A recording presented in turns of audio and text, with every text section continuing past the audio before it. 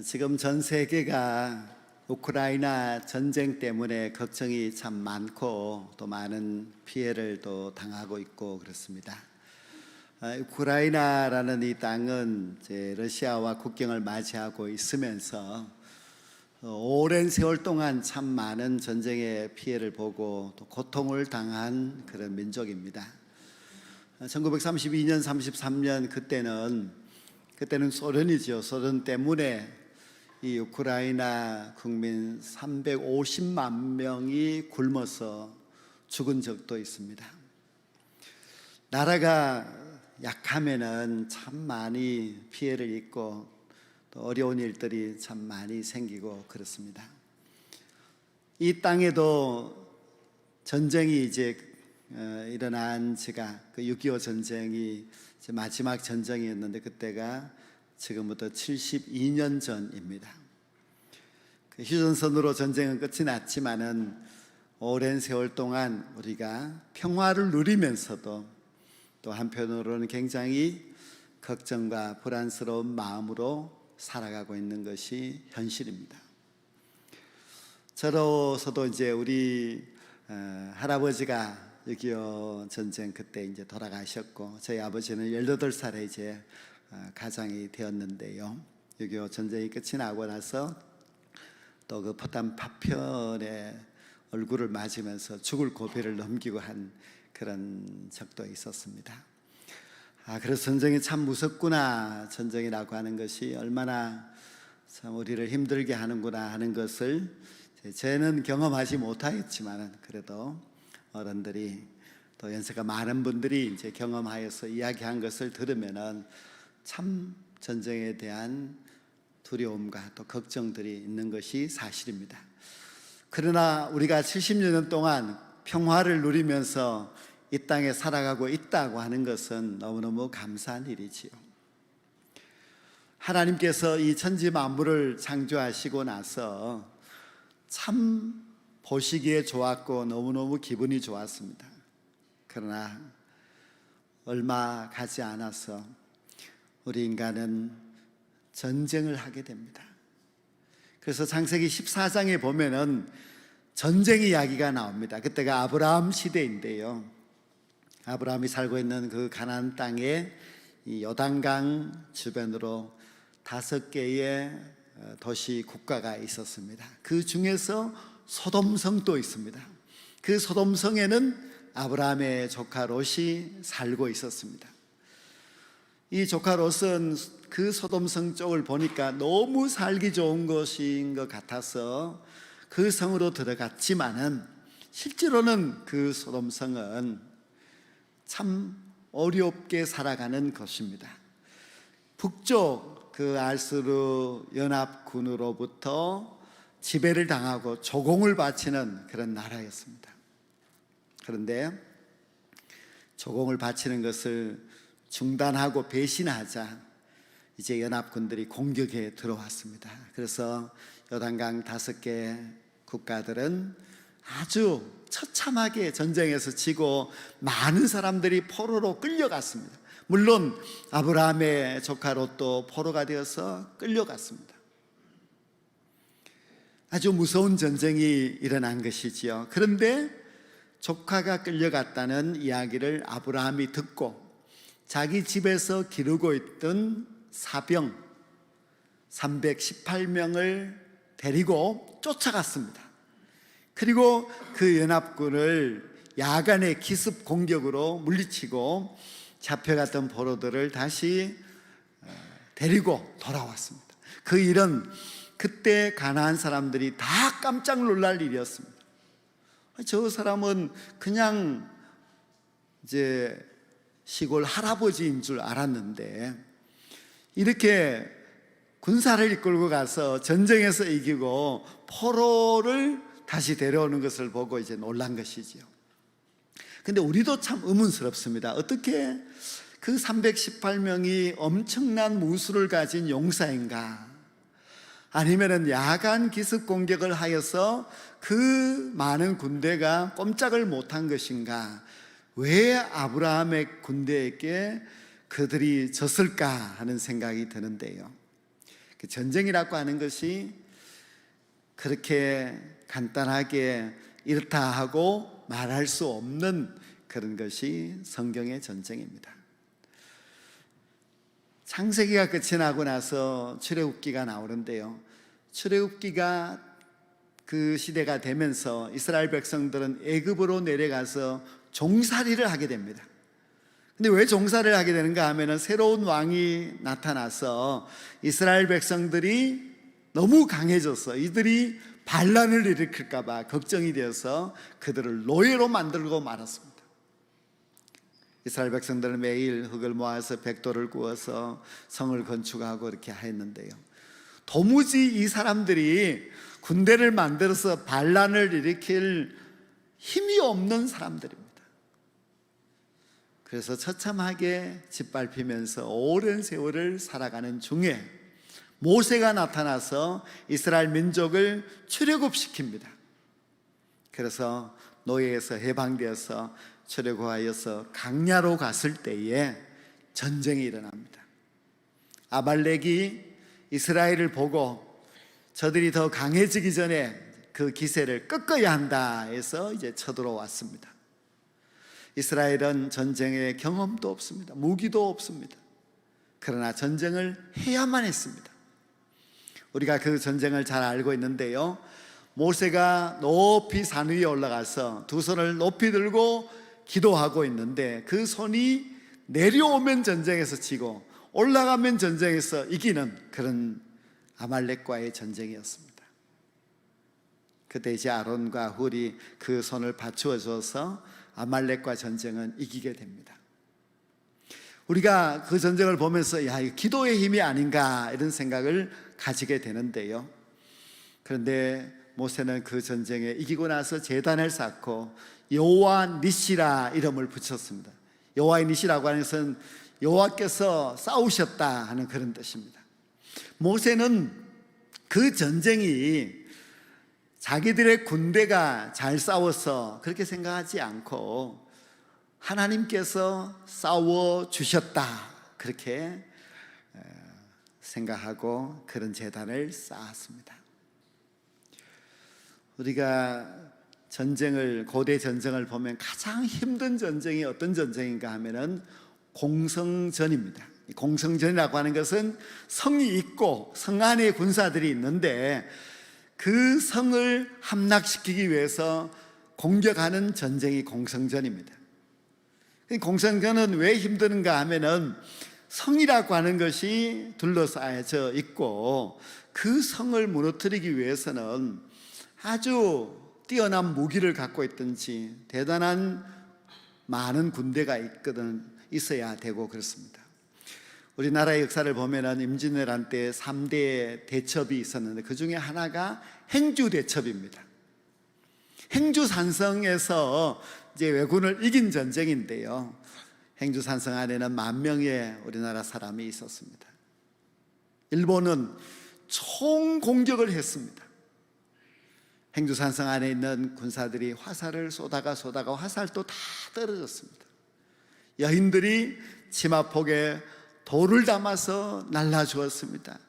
그래서 성 위에서 돌을 던지고 해서 일본을 물리치고 승리했습니다. 그만큼 이 성 안에서 성 밖의 군사와 싸우는 것은 많이 유리합니다. 그런데 이 공성전에서 기막히게 전쟁에 승리한 그 전쟁의 기록이 여호수아서에 보면은 여리고성 전쟁입니다. 여리고성은 굉장히 큰 성입니다. 여리고성 위에서 마차가 갈 정도로 굉장히 성이 두터운, 그 성벽이 두터운 성인데요, 그 여리고성 안에는 또 많은 이제 군사들이 있겠죠. 이스라엘 백성들은 여리고성을 점령해야만 합니다. 성을 점령하려고 하면은 첫째 이제 투석기라고 해서 막 멀리서 돌을 날리는 그런 무기가 있다든지 아니면 성문을 부수는 그런 큰 나무둥치가 있든지 성벽을 기어오르는 사다리가 있든지 뭐 그런 무기들이 있어야만 하는데 이스라엘은 그런 것이 없습니다. 이스라엘의 전술은 하루에 한 바퀴씩 줄을 서서 여리고성을 도는 전술이었습니다.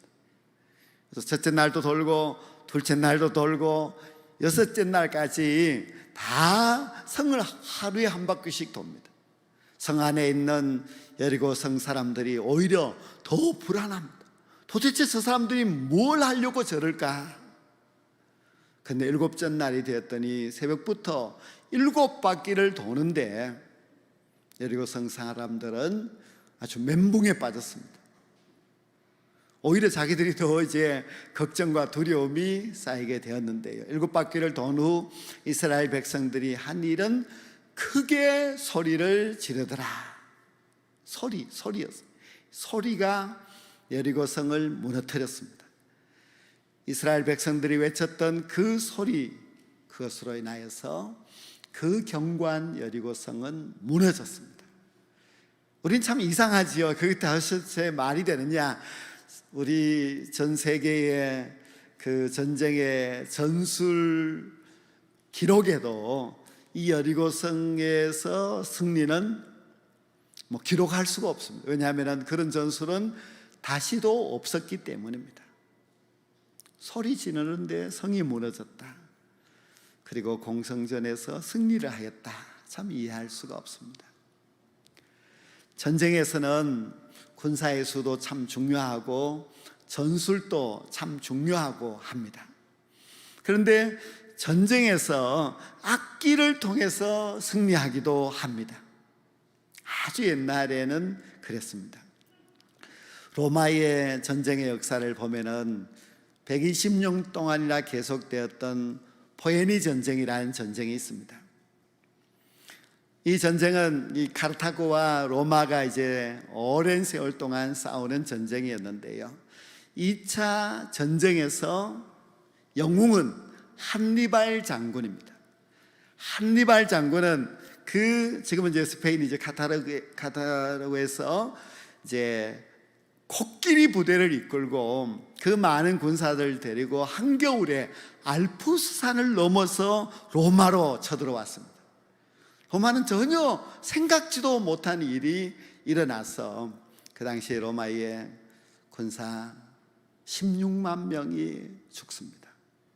16년 동안 한니발이라는 이름 하나로도 로마는 벌벌 떨면서 굴복하였습니다.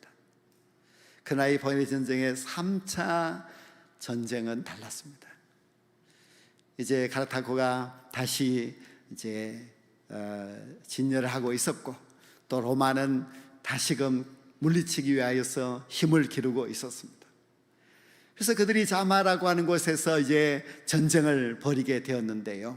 역시 이 카르타고의 장수는 한니발이었고, 그러나 이 로마의 장수는 스키피오라고 하는 사람인데요. 이 사람은 아주 30대 젊은 장수입니다. 그런데 그 용장 한니발과 싸우는데 80마리의 이 코끼리 부대가 앞장서서 이 로마 군대를 짓밟기 위해서 몰려왔습니다. 그런데 이 로마 군대는 그 코끼리 부대를 맞서고 있다가 코끼리가 달려오자 코끼리가 지나가도록 싹 피했습니다.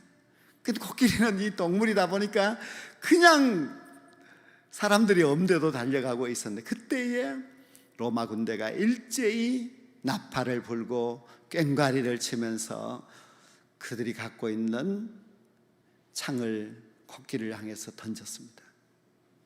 코끼리가 어찌할 줄 모르고 막 허둥허둥 대고 있을 그때에 로마 군대가 이 카르타고를 무찔렀습니다. 그래서 3차 전쟁에서는 로마가 이기게 됩니다. 성경에도 보면 악기를 사용한 전쟁이 있었는데요, 사사기서에 나오는 기드온 전쟁입니다. 기드온이 300명의 용사밖에 없었습니다.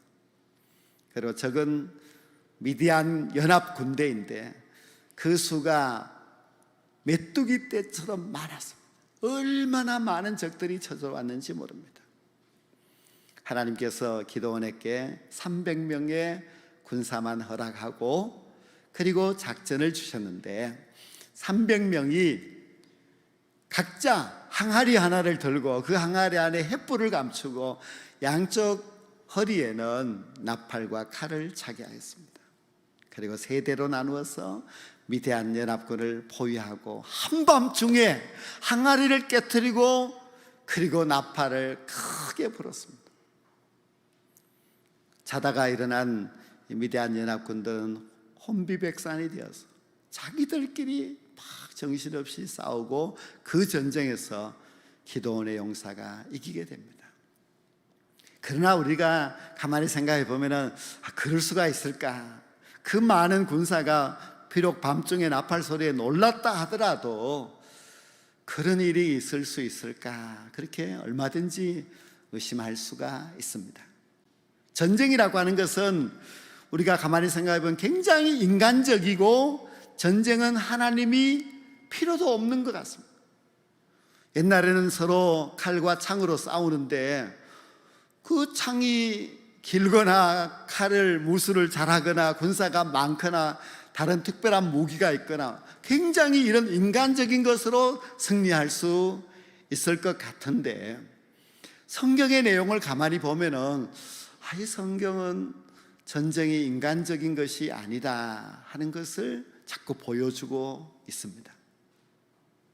모세가 요단강 동편에 아모리 왕 바산 왕을 이긴 것도 그렇고 모세의 후계자 여호수아가 가나안 땅에 들어가서 31명의 왕들을 이긴 것도 그렇습니다. 도무지 이길 수 없었을 것 같은 그런 전쟁을 거뜬하게 이기는 것을 봅니다.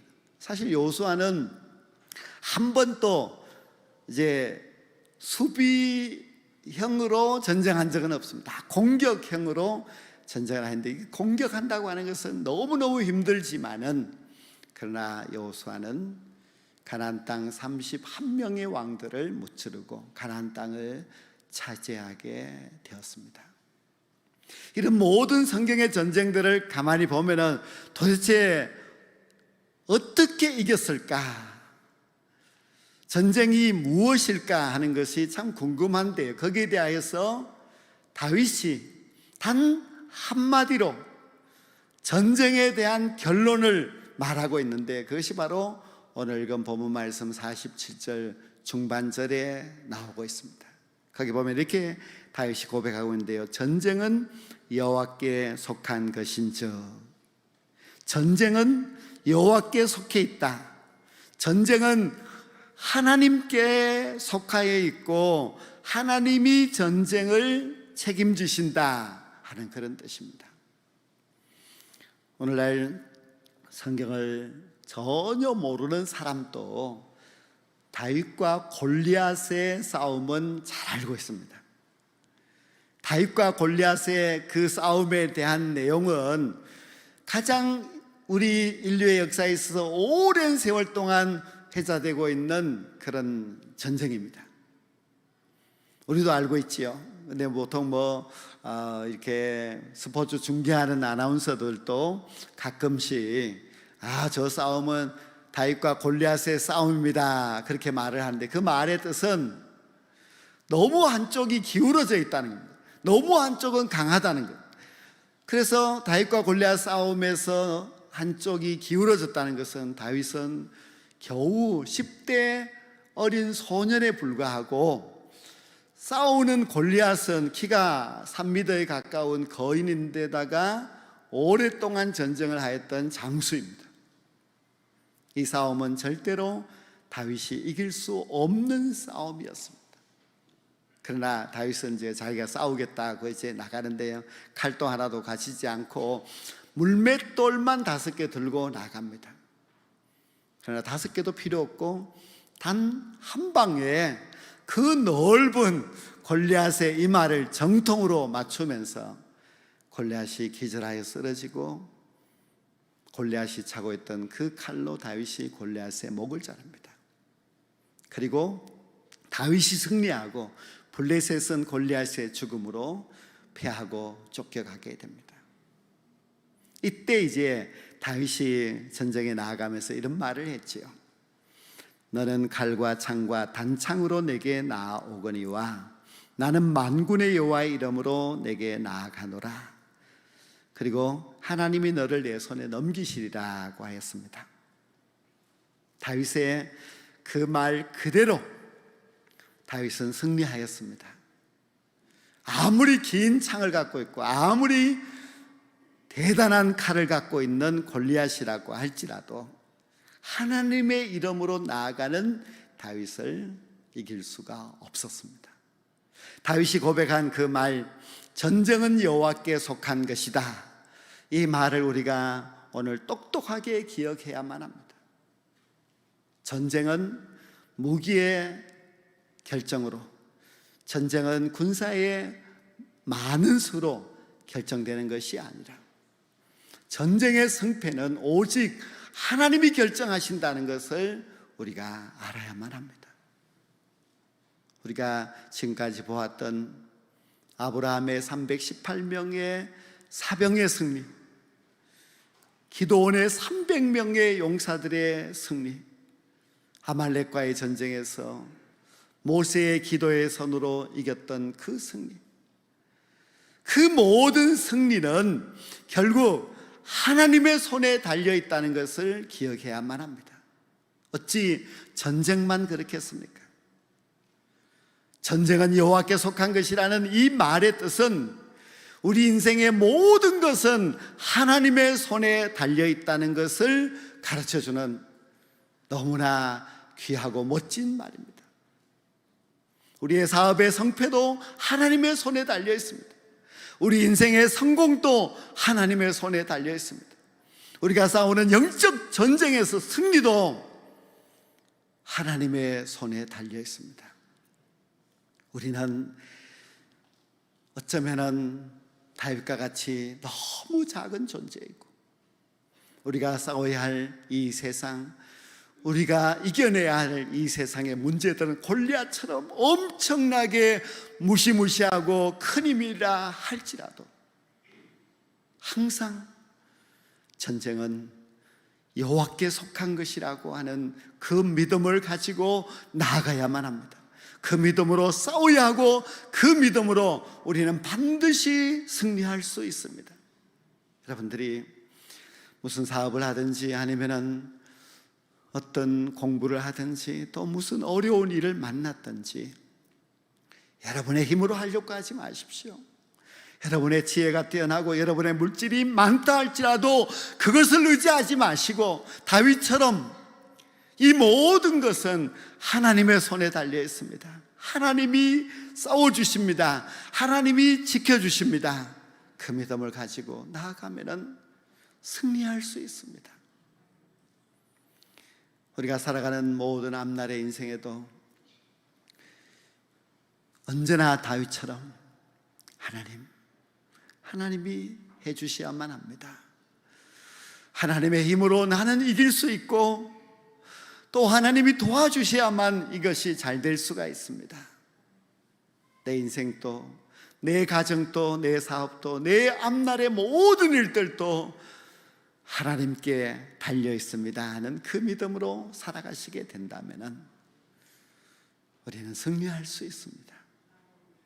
우리는 얼마든지 하나님의 도움과 그 역사하심으로 놀라운 일들도 행할 수가 있습니다. 전쟁은 하나님께 속한 것입니다. 우리의 인생도 하나님께 속한 것입니다. 우리의 그 어떤 어려운 문제들도 하나님이 하실 수 있습니다. 오직 하나님께 맡기면서 살아가는 저희들이 될 때에 하나님이 우리와 함께 하시고 더 놀라운 능력으로 역사하여 주실 줄로 믿습니다.